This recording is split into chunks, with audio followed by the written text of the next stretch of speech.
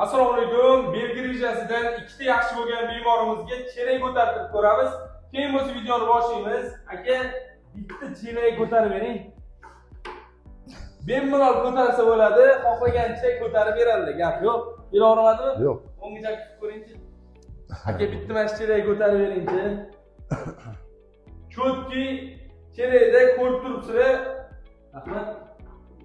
20 litrli chelak bo'lsa, yarim 10 litr suv bor, 10 kilogramm yuk tugan. O'zimga ko'tarib, men ushlab qo'yapman. Lekin akalarim zo'r ko'tarishdi. Assalomu alaykum, xush kelibsiz. Assalomu alaykum, xush kelibsiz. Akamdan boshlasam, aka qaysi viloyat, qaysi tuman, qaysi? Jizzax viloyati Zomin tumani. Zominni akam kelganlar, tog'i nafasidan, havosidan nafas olib bo'lgan akamlar. Faqat ozgina muammo bilan greji bo'lgan ekanlar. Aka qattiq ushlab qoldi o'shani. Mana shunday oldi. Boksa bilan oldi tarafi. Hop, necha millimetr greji chiqdi? 4 millimetrdan 3 ta. 4 millimetrdan 3 ta Jizzaxlik o'zini aytib qo'yamiz. Kommentariyada yozib qo'yamiz. Endi bu ikkinchi kelish. Birinchi kelganingizda normalniy qiyshayib qoldi. Og'riqlar yaxshigina. Hop, bilganingizga qancha bo'ldi? 2 yil. 2 yilcha bo'ldi. Muolajalar olib turasiz.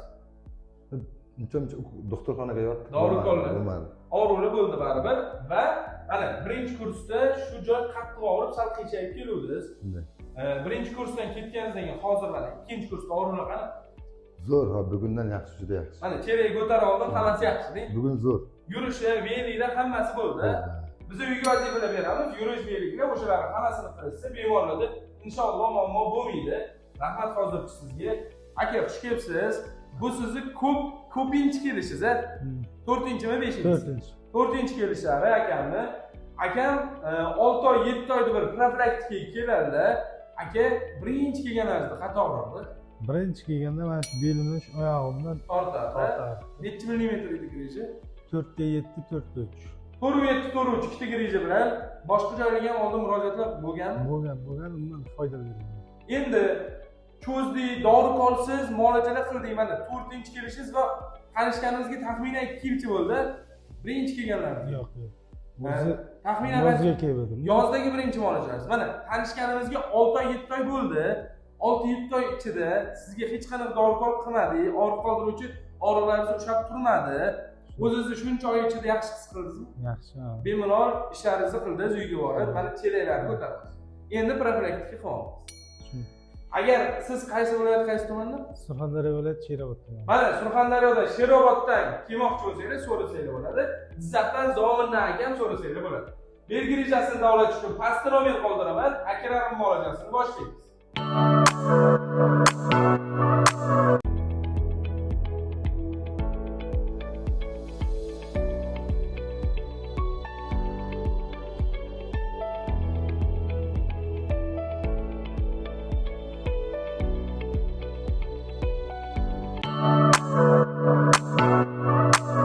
Akalarimni qizdirish jarayonlarini boshladik. Bizda hech qanaqa dori ukolsiz muolajalar bo'ladi. Tabiiy usulda bo'ladi do'stlar.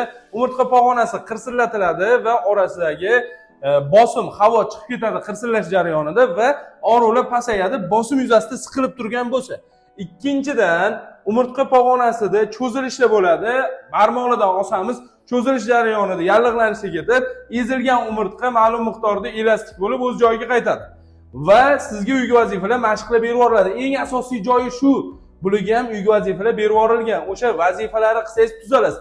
Qaysidir greji bo'ldingiz va qaysidir kasbdan bo'ldingiz. Masalan, kimdir taksist, kimdir bozorchi, kimdir ofisda o'tiradi.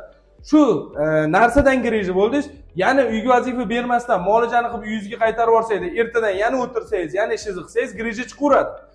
Lekin biz uyga vazifa berib yuboramiz. Uyga vazifa umurtqa muskullarini baquvvatlashtiradi. Va mana shu baquvvatlashtirish natijasida siz narsa ko'tarsangiz ham, taksistlik qilib o'tirsangiz ham, ofisda o'tirsangiz ham greji bo'lmaysiz. Shuning uchun ko'p doktorlar uyga vazifa bermaydi. Biz uyga vazifa beramiz. Kelsangiz o'shalarni olib ketasiz, pastdagi nomerga murojaat qilib. Uyga vazifalar nima berilishi qiziqmi? Kommentariyada qiziq deb yozib qoldiring va surxondaryolik, jizzaxlik aka-opalarimiz bo'lsa, shu yerdamisizlar, ha shu yerdamiz deb kommentda yozing, like bosing. Grejasi bor do'stlarga jo'nating. Biza qizdirish jarayonlarini yakunlab qirsillatishga o'tamiz. Qo'yib berasiz. Ikkinchi tarafga qarab oladilar. Ertalab ham akalarimni qirsillatganmiz, bo'sh. va bu kechki muolajalari bir kunda 2 mahal bo'ladi. Ertalab 11 da kelishsa 12 da bitta, keyin mana kechki payt 5-6 da va ertaga bular ketishadi uyga. Bir sutka muolajamiz. Sizlar bir sutkagina muolaja qilamiz. 10 kunlab muolaja qilmaymiz. Yotib qolmaysizlar. Ertasidan ishga chiqib ketsa bo'ladi. Mana hozir aka ertadan bemalol ishga chiqib ketsa bo'ladigan holatmi? Og'riqlar qo'yib yuboradimi? Qo'yaveradi.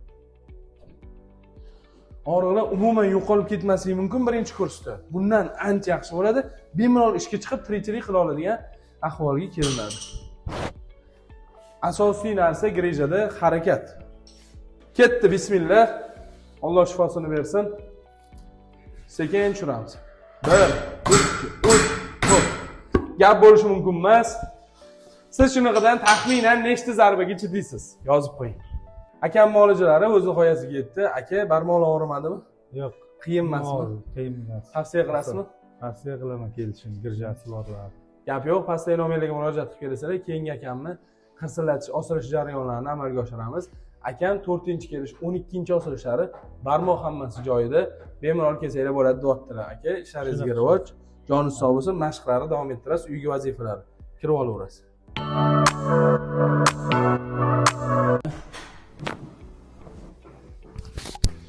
Cho'tki. Cho'tki. Xo'sh. Qo'llarni tortamiz va oyoqlarni ham boylab, tortib, bo'yindan tortib, manual terapiya. Umurtqada qonni yaxshi aylantirib olib, keyin vitijeniya, umurtqani cho'zamiz. Shunda disk cho'rasida qon yaxshi aylanadi. Yallig'lanishda ketadi, disk cho'rasi kichrayadi. Bizda maqsad grejani kichraytirish, imkon qadar greja kichraygandan og'riqlar qolish. Dori, ukol, tabletka bilan vaqtincha qoldirish emas. Qani oyoq tortiladi. Ketdik.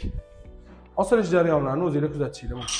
1, 2, 3, 4. Bir-biridan farq qilmagan holatda 4 ta zarba berdik, hammasi cho'tki. Ikkinchi akam ham osilish jarayonlari tugadi. Aka qanaqa? Zo'r. Osilsa bo'ladimi? Zo'r, zo'r. Barmoqlar og'rimaydimi? Yo'q, yo'q. Tavsiya qilasizmi? Tavsiya qilaman, zo'r. Men mana yaxshi bo'ldim. Gap yo'q, joningiz sog' bo'lsin. Bu safar mashq qilib beramiz. Mashq 2-kursda edi.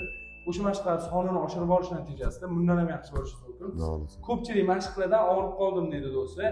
Mashqlardan og'rimasligi uchun aynan sizni pog'onangiz qaysi mashq tushadi, o'shani bilib olsangiz og'rimaydi.